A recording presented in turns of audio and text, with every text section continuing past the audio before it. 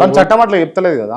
ఒకటి చెప్తానండి, నా ఆత్మగౌరవాన్ని, నా ఆలయాన్ని ఇబ్బంది పెడుతుంటే, నా ఆత్మాభిమానాన్ని, నా ఆలయాన్ని కాపాడుకోవటం కోసం నిజంగా నాకు ఆయుధం పట్టని పరిస్థితి వస్తే పడతా. ఇప్పుడు నా ఇంటి ఆడబిడ్డనో లేకపోతే రోడ్డు మీద ఒక హిందూ ఆడబిడ్డనో ఎవడో చెరుస్తున్నాడు నా కళ్ళ ముందే. ఈరోజు నా బిడ్డను నేను కాపాడాలి అంటే నాకు చట్టం ఆయుధం పట్టొద్దని చెప్పింది కదా అని నేను ఆగిపోతానా? నాకు అక్కడ చట్టాన్ని గౌరవించడం ఎంత ఇంపార్టెంటో ఆ ఆడబిడ్డను కాపాడటం అంతకంటే ఇంపార్టెంట్. నాకు ఆడబిడ్డ నాకు అంత ఇంపార్టెంట్ అయినప్పుడు మరి నా ధర్మం నాకు ఇంపార్టెంట్ కదా. ఇప్పుడు సనాతన ధర్మంలో భగవద్గీత మాకు ప్రమాణం.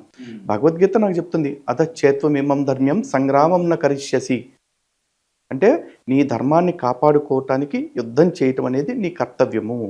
నువ్వు యుద్ధానికి వెనకాడకూడదు. ఒకవేళ నువ్వు అటువంటి యుద్ధాన్ని చేయటానికి కనుక నిరాకరిస్తే నువ్వు పాపం చేసిన వాడు అవుతావు నా ధర్మం చెప్తుంది. నా మత గ్రంథం చెప్పింది. ధర్మాన్ని నమ్ముతారా చట్టాన్ని నమ్ముతారా? నేను 100% ధర్మాన్ని నమ్ముతున్నా. చట్టాన్ని నమ్మరా? చట్టాన్ని నమ్మరా కాదు, నా ధర్మము ఈ దేశాన్ని తల్లిగా భావించమంది, ఈ దేశం ప్రశాంతంగా ఉండటానికి ఏం చేయాలో చేయమంది. భగవద్గీత గొప్పదా రాజ్యాంగం గొప్పదా? నాకా భగవద్గీత గొప్పది. రాజ్యాంగం సమాజంలో కావాల్సింది అందరికీ కావాల్సింది, నాకొక్కడికే కాదు కదా. రాజ్యాంగం అనేది ముస్లింలకి, క్రైస్తవులకి, సిక్కులకి, బౌద్ధులకి, జైనులకి అందరికీ పనికొచ్చేది.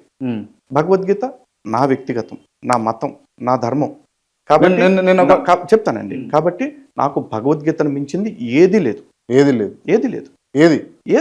నేను మళ్ళీ అడుగుతున్నా, ఏది లేదా? సరే మీకు క్లారిటీగా చెప్తున్నా, నాకు భగవద్గీత తర్వాతే రాజ్యాంగం అంతే. సమాజంలోకి వచ్చినప్పుడు నాకు రాజ్యాంగాన్ని గౌరవిస్తా. నా వ్యక్తిగతం, నా ఇల్లు, నా ఆలయాల్లో నాకు భగవద్గీతను మించింది లేదు. మీరు